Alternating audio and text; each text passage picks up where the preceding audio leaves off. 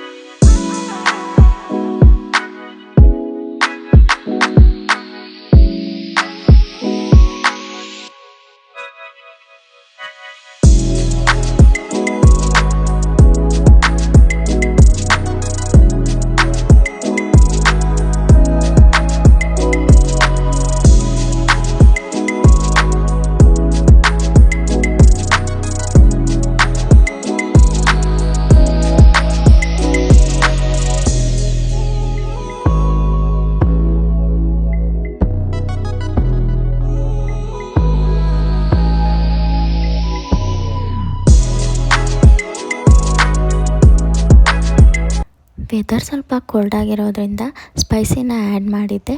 ಬಿಸಿ ಬಿಸಿಯಾದ ಪಲಾವ್ ರೆಡಿ ಆಯಿತು. ತುಂಬಾ ಚೆನ್ನಾಗಿ ಬಂದಿತ್ತು ಟೇಸ್ಟ್ ಅಂತೂ. ನೀವು ಒಂದ್ಸಲ ಟ್ರೈ ಮಾಡಿ. ಆ್ಯಂಡ್ ನಮ್ಮ ಅಕ್ಕ ಮಕ್ಕಳನ್ನು ಸ್ಕೂಲ್ ವ್ಯಾನ್ ಹತ್ತಿಸ್ಬಿಟ್ಟು ಮನೆಗೆ ಬಂದೆ.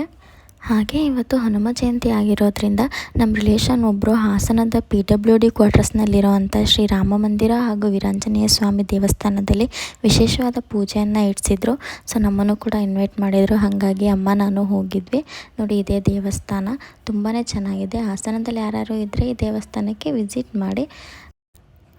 ಆ್ಯಂಡ್ ಮೊದಲಿಗೆ ನಾವು ದರ್ಶನ ಮಾಡಿದ್ದು ಶ್ರೀರಾಮ ಮಂದಿರದಲ್ಲಿರ್ತಕ್ಕಂಥ ಶ್ರೀರಾಮ ಲಕ್ಷ್ಮಣ ಸೀತಾ ಅಲಂಕಾರವಂತೂ ತುಂಬ ವಿಶೇಷವಾಗಿತ್ತು. ಹೋಮ ಕೂಡ ಮಾಡಿಸಿದ್ರು.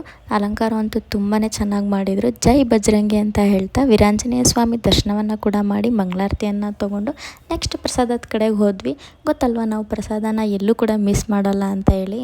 ಸೊ ಕೊನೆಯದಾಗಿ ಏನು ಹೇಳ್ತೀನಪ್ಪ ಅಂತ ಅಂದರೆ, ಬದುಕಿನಲ್ಲಿ ಸೋಲುಗಳು ಇಲ್ಲವಾದರೆ ಗೆಲುವಿನ ಬೆಲೆ ಗೊತ್ತಾಗೋದಿಲ್ಲ. ಸೊ ಸೋಲೇ ಗೆಲುವಿನ ಮೆಟ್ಟಲು ಅಂತ ಹೇಳ್ತಾ ಇವತ್ತಿನ ನನ್ನ ಮಿನಿ ವ್ಲಾಗ್ನ ಮುಗಿಸ್ತಾ ಇದ್ದೀನಿ. ದಯವಿಟ್ಟು ಸಬ್ಸ್ಕ್ರೈಬ್ ಮಾಡಿ, ಲೈಕ್ ಮಾಡಿ. ಏನಾದರೂ ತಪ್ಪಿದ್ದಲ್ಲಿ ಕ್ಷಮಿಸಿ. Love you all.